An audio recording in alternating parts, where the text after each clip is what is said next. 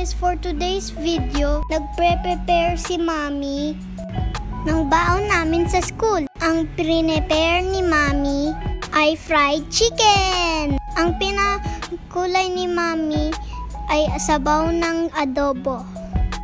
Minold niya yung kanin para maging bear. Ayan na, unti-unti na mumuka na ng bear. Ang sarap-sarap naman nito. Ang ganda ng itsura. Malapit na matapos.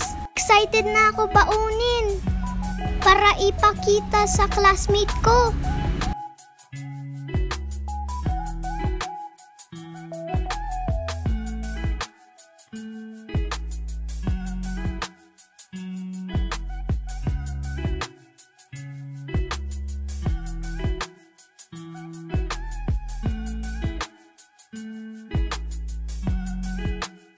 Ito na ang finished product.